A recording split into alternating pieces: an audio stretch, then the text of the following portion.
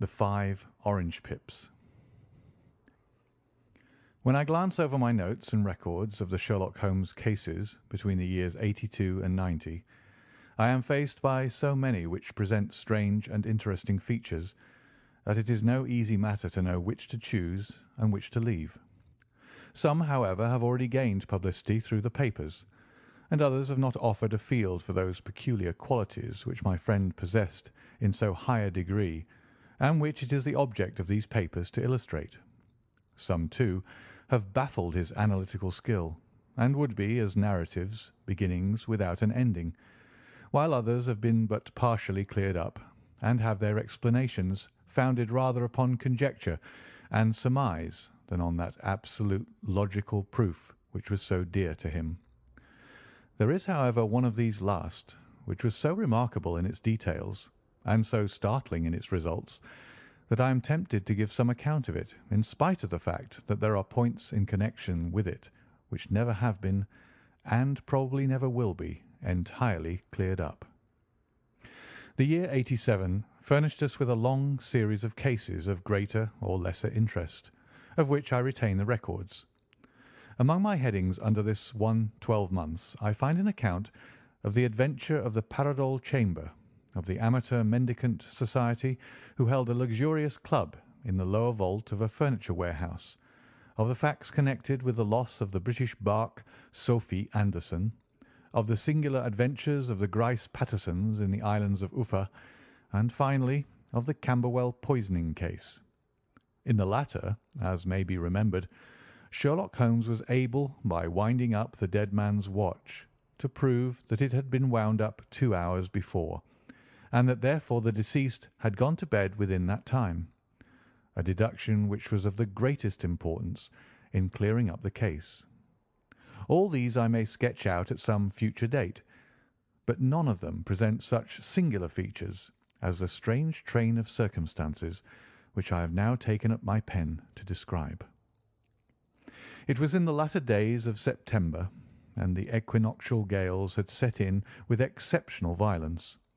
All day the wind had screamed and the rain had beaten against the windows, so that even here in the heart of great, handmade London we were forced to raise our minds for the instant from the routine of life and to recognise the presence of those great elemental forces which shriek at mankind through the bars of his civilization like untamed beasts in a cage. As evening drew in, the storm grew higher and louder, and the wind cried and sobbed like a child in the chimney. Sherlock Holmes sat moodily at one side of the fireplace, cross-indexing his records of crime, while I at the other was deep in one of Clark Russell's fine sea stories, until the howl of the gale from without seemed to blend with the text, and the splash of the rain to lengthen out into the long swash of the sea waves. My wife was on a visit to her mother's, and for a few days I was a dweller once more in my old quarters at Baker Street. "Why?" said I, glancing up at my companion. "That was surely the bell. Who could come to-night? Some friend of yours, perhaps?" "Except yourself, I have none," he answered. "I do not encourage visitors." "A client, then?" "If so, it is a serious case. Nothing less would bring a man out on such a day and at such an hour, but I take it that it is more likely to be some crony of the landlady's." Sherlock Holmes was wrong in his conjecture, however, for there came a step in the passage and a tapping at the door. He stretched out his long arm to turn the lamp away from himself and towards the vacant chair upon which a newcomer must sit. "Come in," said he. The man who entered was young, some 22 at the outside, well groomed and trimly clad, with something of refinement and delicacy in his bearing. The streaming umbrella which he held in his hand and his long, shining waterproof told of the fierce weather through which he had come. He looked about him anxiously in the glare of the lamp, and I could see that his face was pale and his eyes heavy, like those of a man who is weighed down with some great anxiety. "I owe you an apology," he said, raising his gold pince-nez to his eyes. I trust that I'm not intruding. I fear that I have brought some traces of the storm and rain into your snug chamber." "Give me your coat and umbrella," said Holmes. "They may rest here on the hook and will be dry presently. You have come up from the south-west, I see." "Yes, from Horsham." "That clay and chalk mixture which I see upon your toe-caps is quite distinctive." "I have come for your advice." "That is easily got." "And help." "That is not always so easy." "I have heard of you, Mr. Holmes. I heard from Major Prendergast how you saved him in the Tankerville Club scandal." "Ah, of course. He was wrongfully accused of cheating at cards." "He said that you could solve anything." "He said too much." "That you are never beaten." "I have been beaten 4 times, 3 times by men, and once by a woman."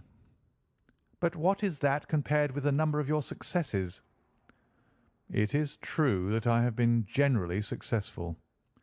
"Then you may be so with me." "I beg that you will draw your chair up to the fire and favour me with some details as to your case." "It is no ordinary one." "None of those which come to me are. I am the last court of appeal."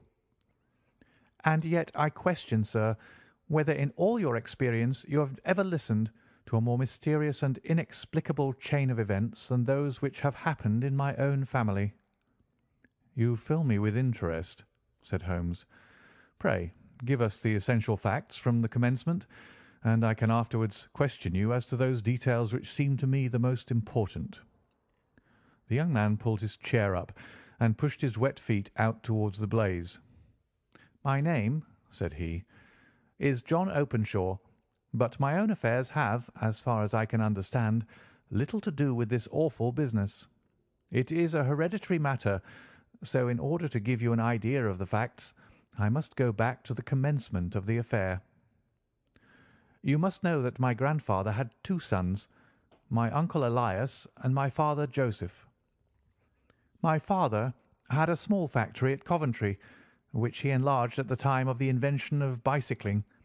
He was a patentee of the Openshaw unbreakable tyre, and his business met with such success that he was able to sell it and to retire upon a handsome competence. My uncle Elias emigrated to America when he was a young man and became a planter in Florida, where he was reported to have done very well. At the time of the war he fought in Jackson's army, and afterwards under Hood, where he rose to be a colonel. When Lee laid down his arms, my uncle returned to his plantation, where he remained for 3 or 4 years. About 1869 or 1870 he came back to Europe and took a small estate in Sussex, near Horsham.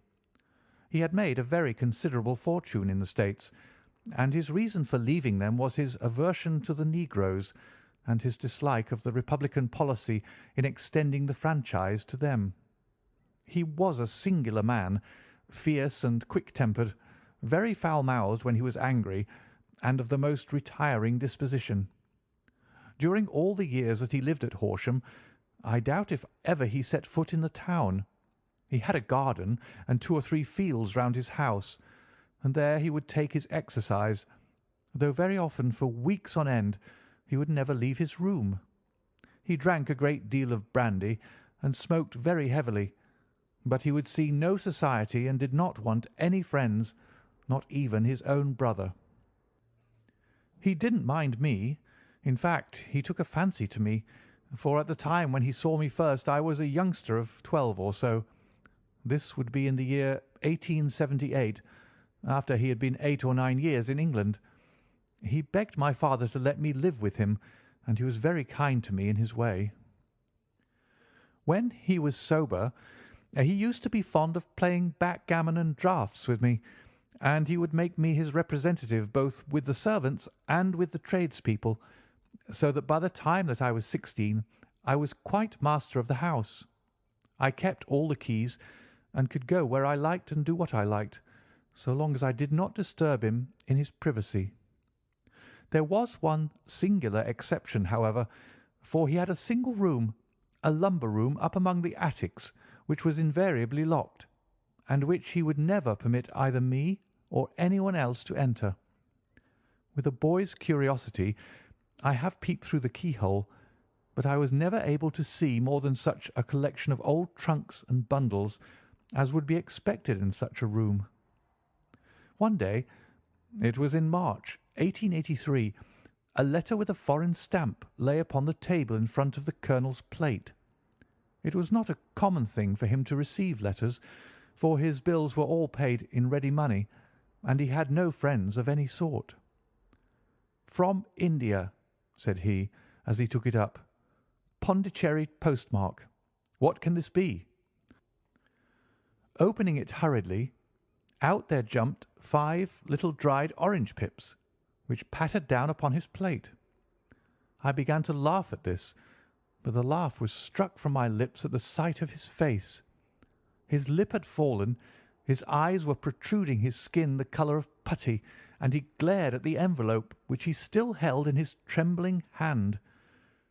"K, K, K!"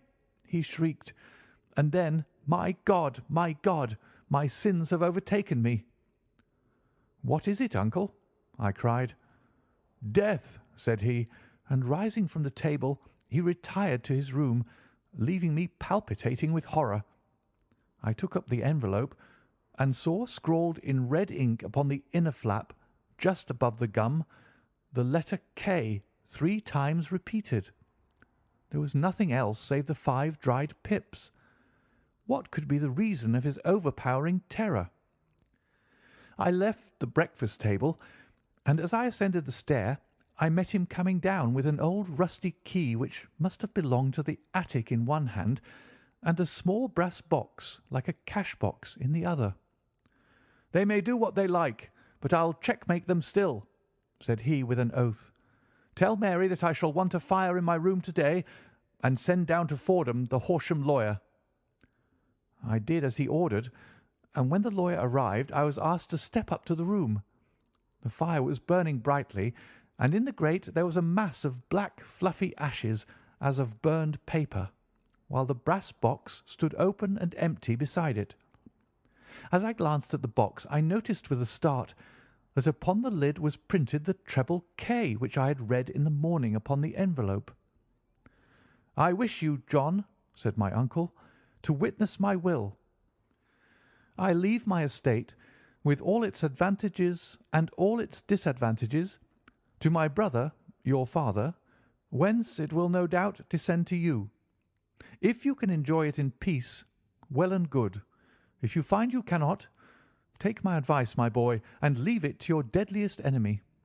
I am sorry to give you such a two-edged thing, but I can't say what turn things are going to take.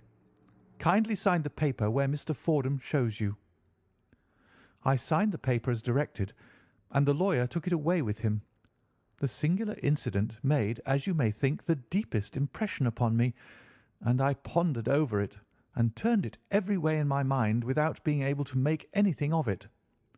Yet I could not shake off the vague feeling of dread which it left behind, though the sensation grew less keen as the weeks passed, and nothing happened to disturb the usual routine of our lives. I could see a change in my uncle, however. He drank more than ever, and he was less inclined for any sort of society. Most of his time he would spend in his room, with the door locked upon the inside, but sometimes he would emerge in a sort of drunken frenzy, and would burst out of the house and tear about the garden with a revolver in his hand, screaming out that he was afraid of no man, and that he was not to be cooped up like a sheep in a pen by man or devil. When these hot fits were over, however, he would rush tumultuously in at the door and lock and bar it behind him, like a man who can brazen it out no longer against the terror which lies at the roots of his soul. At such times I have seen his face, even on a cold day, glisten with moisture, as though it were new raised from a basin. Well, to come to an end of the matter, Mr. Holmes, and not to abuse your patience, there came a night when he made one of those drunken sallies from which he never came back. We found him, when we went to search for him, face downward in a little green-scummed pool, which lay at the foot of the garden. There was no sign of any violence, and the water was but 2 feet deep, so that the jury, having regard to his known eccentricity, brought in a verdict of suicide. But I, who knew how he winced from the very thought of death, had much ado to persuade myself that he had gone out of his way to meet it. The matter passed, however, and my father entered into possession of the estate, and of some £14,000 which lay to his credit at the bank. "One moment," Holmes interposed. "Your statement is, I foresee, one of the most remarkable to which I have ever listened. Let me have the date of the reception by your uncle of the letter, and the date of his supposed suicide." "The letter arrived on March 10th, 1883. His death was 7 weeks later, upon the night of May 2nd. "Thank you. Pray proceed." "When my father took over the Horsham property, he, at my request, made a careful examination of the attic, which had been always locked up. We found the brass box there, although its contents had been destroyed. On the inside of the cover was a paper label with the initials of K.K.K. repeated upon it, and letters, memoranda, receipts, and a register written beneath. These, we presume, indicated the nature of the papers which had been destroyed by Colonel Openshaw. For the rest, there was nothing of much importance in the attic, save a great many scattered papers and notebooks bearing upon my uncle's life in America. Some of them were of the war time, and showed that he had done his duty well, and had borne the repute of a brave soldier. Others were of a date during the reconstruction of the Southern States, and were mostly concerned with politics, for he had evidently taken a strong part in opposing the carpet-bag politicians who had been sent down from the North. Well, it was the beginning of '84 when my father came to live at Horsham, and all went as well as possible with us until the January of '85. On the 4th day after the New Year, I heard my father give a sharp cry of surprise as we sat together at the breakfast table. There he was, sitting with a newly opened envelope in one hand and 5 dried orange pips in the outstretched palm of the other one. He had always laughed at what he called my cock and bull story about the colonel, but he looked very scared and puzzled now that the same thing had come upon himself. "Why, what on earth does this mean, John?" he stammered. My heart had turned to lead.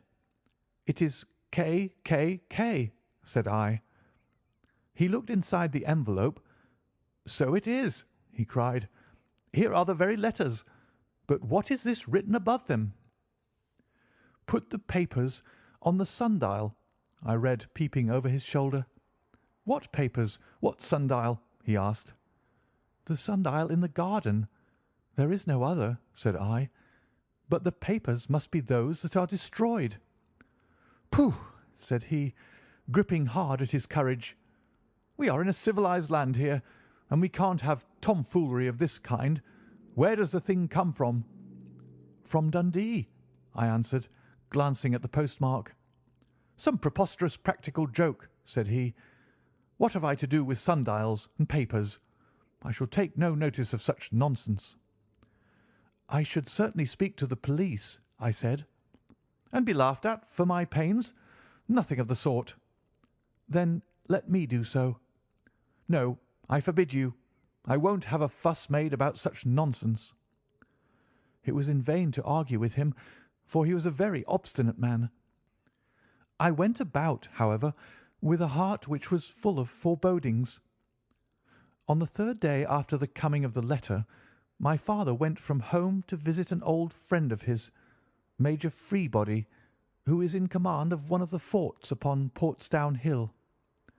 I was glad that he should go, for it seemed to me that he was farther from danger when he was away from home. In that, however, I was in error. Upon the 2nd day of his absence, I received a telegram from the Major imploring me to come at once. My father, had fallen over one of the deep chalk pits which abound in the neighbourhood, and was lying senseless with a shattered skull.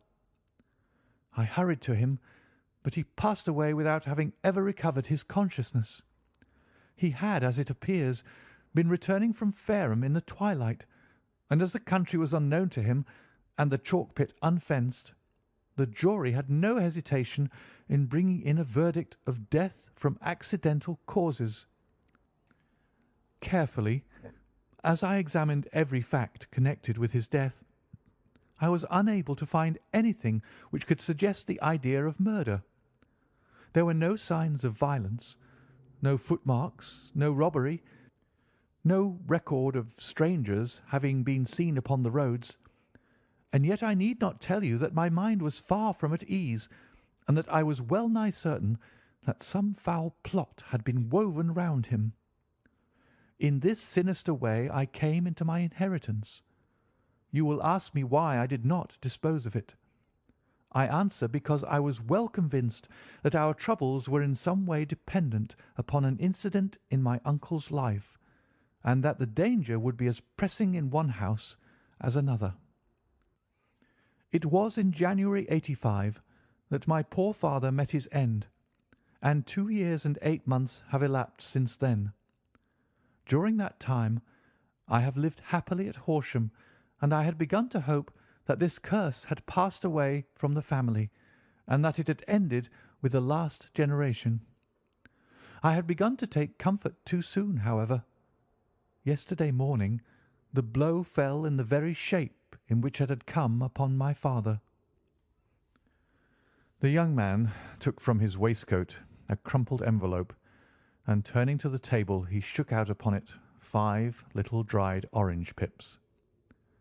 "This is the envelope," he continued. "The postmark is London, Eastern Division. Within are the very words which were upon my father's last message, K, K, K. And then put the papers on the sundial." "What have you done?" asked Holmes. "Nothing." "Nothing?" "To tell the truth," he sank his face into his thin white hands, "I have felt helpless. I have felt like one of those poor rabbits when the snake is writhing towards it. I seem to be in the grasp of some resistless, inexorable evil which no foresight and no precautions can guard against." "Tut, tut!" cried Sherlock Holmes. "You must act, man, or you are lost. Nothing but energy can save you. This is no time for despair." "I have seen the police." "Ah!" "But they listened to my story with a smile. I am convinced that the inspector has formed the opinion that the letters are all practical jokes, and that the deaths of my relations were really accidents, as the jury stated, and were not to be connected with the warnings." Holmes shook his clenched hands in the air. "Incredible imbecility!" he cried. "They have, however, allowed me a policeman, who may remain in the house with me." "Has he come with you tonight?" "No, his orders were to stay in the house." Again Holmes raved in the air. "Why did you come to me?" he cried. "And above all, why did you not come at once?" "I did not know. It was only to-day that I spoke to Major Prendergast about my troubles, and was advised by him to come to you." "It is really 2 days since you had the letter. We should have acted before this. You have no further evidence, I suppose, than that which you have placed before us? No suggestive detail which might help us?" "There is one thing," said John Openshaw. He rummaged in his coat pocket, and drawing out a piece of discoloured blue-tinted paper, he laid it out upon the table. "I have some remembrance," said he, "that on the day when my uncle burned the papers, I observed that the small unburned margins which lay amid the ashes were of this particular colour. I found this single sheet upon the floor of his room, and I am inclined to think that it may be one of the papers which has, perhaps, fluttered out from among the others, and in that way has escaped destruction. Beyond the mention of pips, I do not see that it helps us much. I think myself that it is a page from some private diary. The writing is undoubtedly my uncle's." Holmes moved the lamp, and we both bent over the sheet of paper, which showed by its ragged edge that it had indeed been torn from a book. It was headed March 1869, and beneath were the following enigmatical notices: 4th, Hudson came, same old platform. 7th, set the pips on Macaulay, Paramore, and John Swain of St. Augustine. 9th, Macaulay cleared. 10th, John Swain cleared. 12th, visited Paramore. All well. "Thank you," said Holmes, folding up the paper and returning it to our visitor. "And now you must on no account lose another instant. We cannot spare time even to discuss what you have told me. You must get home instantly and act." "What shall I do?" "There is but one thing to do. It must be done at once. You must put this piece of paper which you have shown us into the brass box which you have described. You must also put in a note to say that all the other papers were burned by your uncle, and that this is the only one which remains. You must assert that in such words as will carry conviction with them. Having done this, you must at once put the box out upon the sundial as directed. Do you understand?" "Entirely." "Do not think of revenge or anything of the sort at present. I think that we may gain that by means of the law, but we have our web to weave, while theirs is already woven. The first consideration is to remove the pressing danger which threatens you. The second is to clear up the mystery and to punish the guilty parties." "I thank you," said the young man, rising and pulling on his overcoat. "You have given me fresh life and hope. I shall certainly do as you advise." "Do not lose an instant. And above all take care of yourself in the meanwhile, for I do not think that there can be a doubt that you are threatened by a very real and imminent danger. How do you go back?" "By train from Waterloo." "It is not yet 9. The streets will be crowded, so I trust that you may be in safety. And yet you cannot guard yourself too closely." "I am armed." "That is well. Tomorrow I shall set to work upon your case." "I shall see you at Horsham, then?" "No. Your secret lies in London. It is there that I shall seek it." "Then I shall call upon you in a day or in 2 days with news as to the box and the papers. I shall take your advice in every particular." He shook hands with us and took his leave. Outside the wind still screamed and the rain splashed and pattered against the windows. This strange wild story seemed to have come to us from amid the mad elements, blown in upon us like a sheet of seaweed in a gale, and now to have been reabsorbed by them once more. Sherlock Holmes sat for some time in silence, with his head sunk forward and his eyes bent upon the red glow of the fire. Then he lit his pipe, and leaning back in his chair, he watched the blue smoke rings as they chased each other up to the ceiling. "I think, Watson," he remarked at last, "that of all our cases we have had none more fantastic than this. Save perhaps the sign of 4. Well, yes, save perhaps that. And yet this John Openshaw seems to me to be walking amid even greater perils than did the Sholtos." "But have you," I asked, "formed any definite conception as to what these perils are?" "There can be no question as to their nature," he answered. "Then what are they? Who is this K., and why does he pursue this unhappy family?" Sherlock Holmes closed his eyes and placed his elbows upon the arms of his chair with his finger-tips together. "The ideal reasoner," he remarked, "would, when he had once been shown a single fact in all its bearings, deduce from it not only the chain of events which led up to it, but also all the results which would follow from it. As Cuvier could correctly describe a whole animal by the contemplation of a single bone. So the observer, who has thoroughly understood one link in a series of incidents, should be able to accurately state all the other ones, both before and after. We have not yet grasped the results which the reason alone can attain to. Problems may be solved in the study which have baffled all those who have sought a solution by the aid of their senses. To carry the art, however, to its highest pitch, it is necessary that the reasoner should be able to utilize all the facts which have come to his knowledge, and this in itself implies, as you will readily see, a possession of all knowledge, which, even in these days of free education and encyclopedias, is a somewhat rare accomplishment. It is not so impossible, however, that a man should possess all knowledge which is likely to be useful to him in his work, and this I have endeavoured in my case to do. If I remember rightly, you on one occasion, in the early days of our friendship, defined my limits in a very precise fashion. Yes, I answered, laughing. It was a singular document. Philosophy, astronomy, and politics were marked at 0, I remember.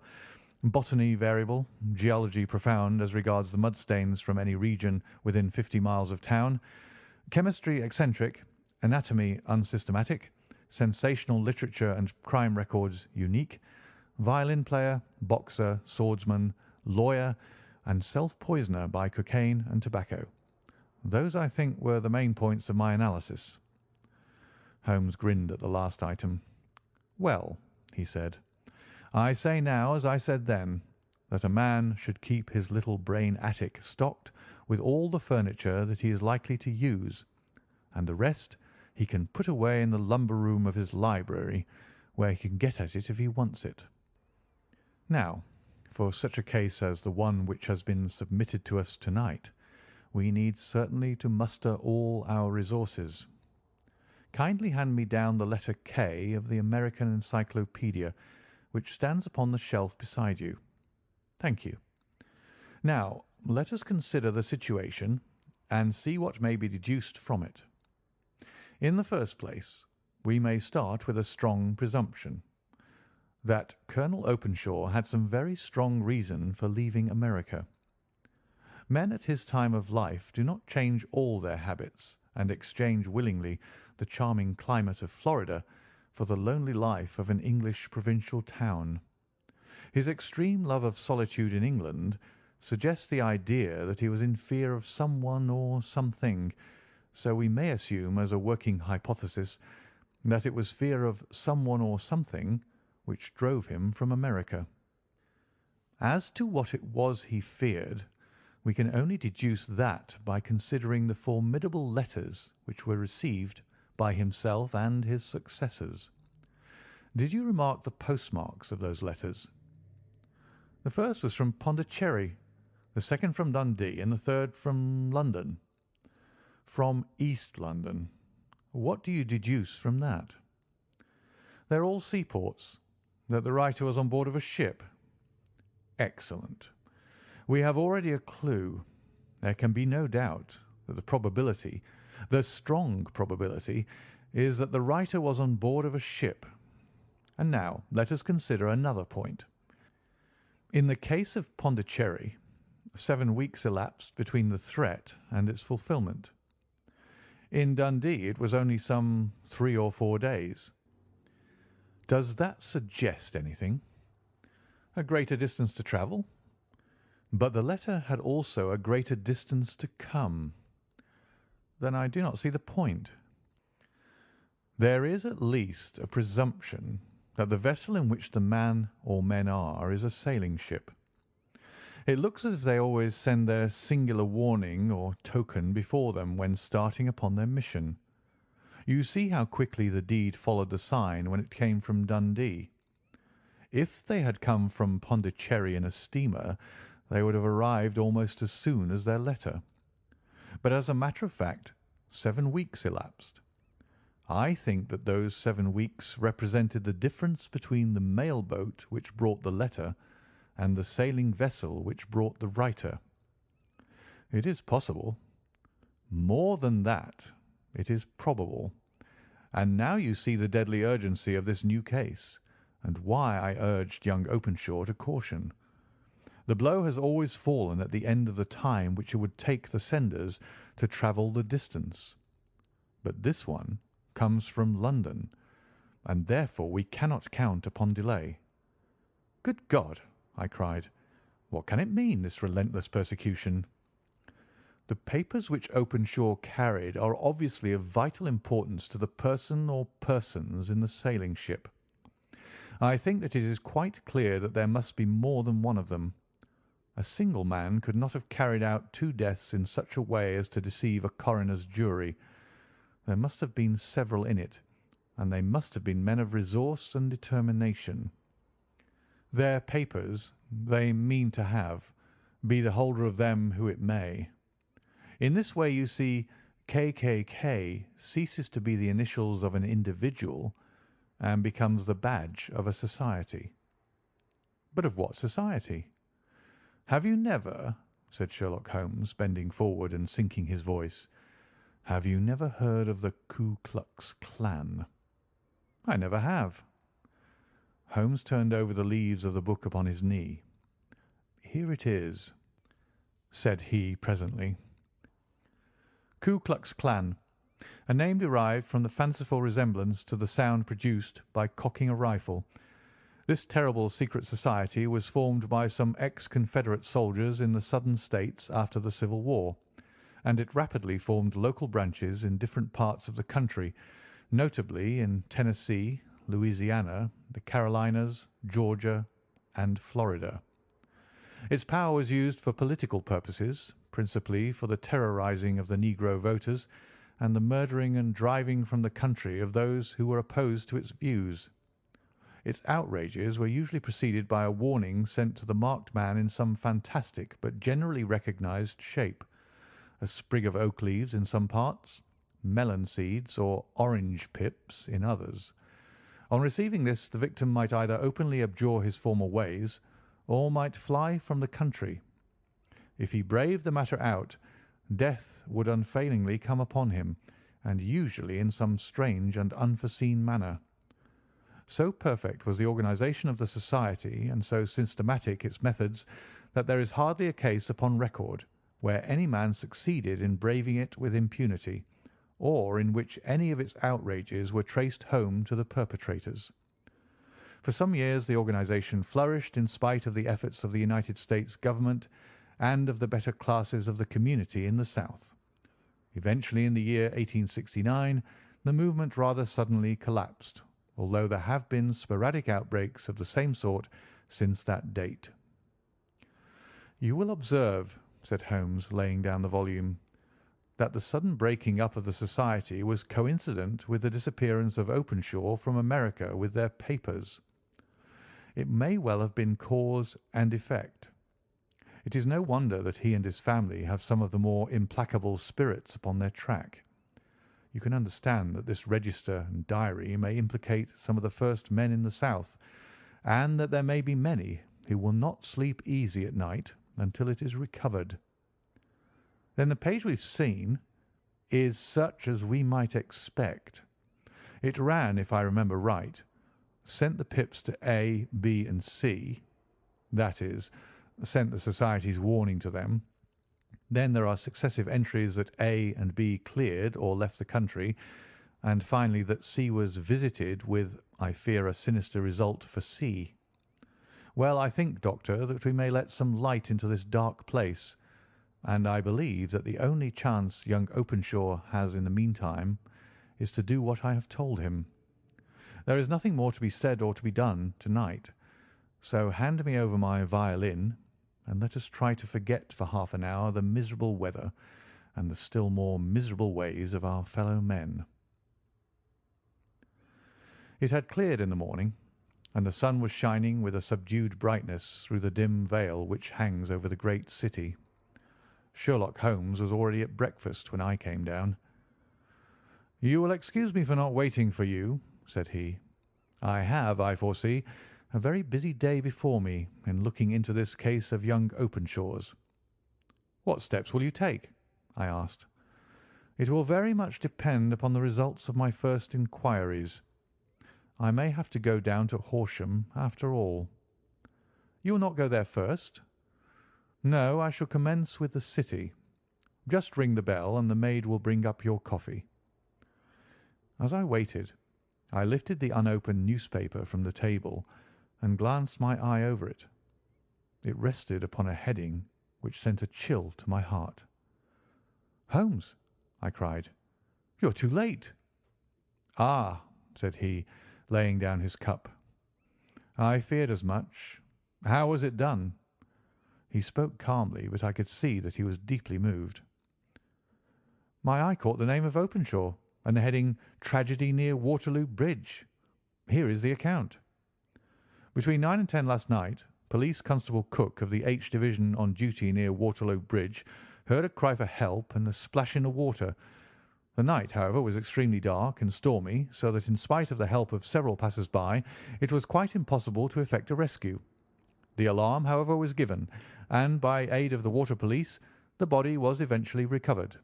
It proved to be that of a young gentleman whose name, as it appears from an envelope which was found in his pocket, was John Openshaw, and whose residence is near Horsham. It is conjectured that he may have been hurrying down to catch the last train from Waterloo Station, and that in his haste and the extreme darkness he missed his path and walked over the edge of one of the small landing places for river steamboats.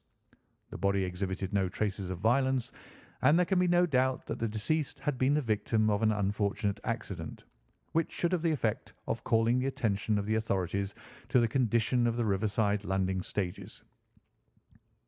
We sat in silence for some minutes, Holmes more depressed and shaken than I had ever seen him. "That hurts my pride, Watson," he said at last. "It is a petty feeling, no doubt, but it hurts my pride. It becomes a personal matter with me now, and if God sends me health, I shall set my hand upon this gang. That he should come to me for help, and that I should send him away to his death." He sprang from his chair and paced about the room in uncontrollable agitation, with a flush upon his sallow cheeks and a nervous clasping and unclasping of his long, thin hands. "They must be cunning devils," he exclaimed at last. "How could they have decoyed him down there? The embankment is not on the district line to the station. The bridge, no doubt, was too crowded, even on such a night, for their purpose. Well, Watson, we shall see who will win in the long run. I am going out now." "To the police?" "No, I shall be my own police. When I have spun the web they may take the flies, but not before." All day I was engaged in my professional work, and it was late in the evening before I returned to Baker Street.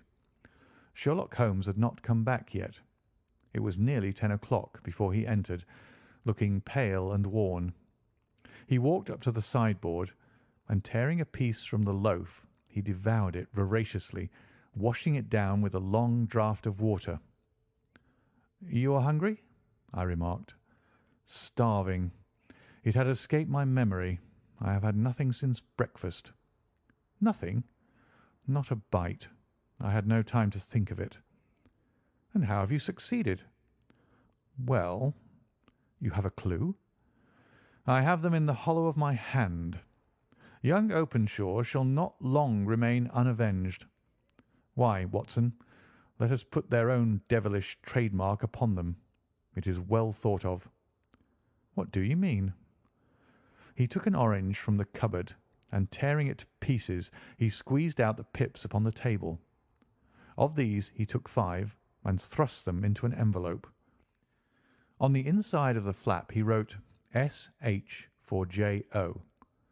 Then he sealed it and addressed it to Captain James Calhoun, Bark Lone Star, Savannah, Georgia. "That will await him when he enters port," said he, chuckling. "It may give him a sleepless night. He'll find it as sure a precursor of his fate as Openshaw did before him." "And who is this Captain Calhoun?" "The leader of the gang. I shall have the others, but he first." "How did you trace it, then?" He took a large sheet of paper from his pocket, all covered with dates and names. "I have spent the whole day," said he, "over Lloyd's registers and files of the old papers, following the future career of every vessel which touched at Pondicherry in January and February in '83. There were 36 ships of fair tonnage which were reported there during those months. Of these, one, the Lone Star, instantly attracted my attention, since, although it was reported as having cleared from London, the name is that which is given to one of the states of the Union. Texas, I think. I was not and am not sure which, but I knew that the ship must have an American origin. What then? I searched the Dundee records, and when I found that the barque Lone Star was there in January '85, my suspicion became a certainty. I then inquired as to the vessels which lay at present in the port of London. Yes, the Lone Star had arrived here last week. I went down to the Albert Dock and found that she had been taken down the river by the early tide this morning, homeward bound to Savannah. I wired to Gravesend and learned that she had passed some time ago, and as the wind is easterly, I have no doubt that she is now past the Goodwins and not very far from the Isle of Wight." "What will you do, then?" "Oh, I have my hand upon him. He and the two mates are, as I learn, the only native-born Americans in the ship. The others are Finns and Germans. I know also that they were all three away from the ship last night. I had it from the stevedore, who's been loading their cargo. By the time that their sailing ship reaches Savannah, the mail-boat will have carried this letter, and the cable will have informed the police of Savannah that these three gentlemen are badly wanted here upon a charge of murder.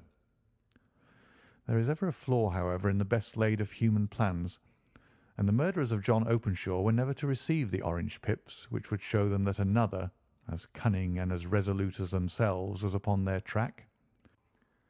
Very long and very severe were the equinoctial gales that year. We waited long for news of the Lone Star of Savannah, but none ever reached us.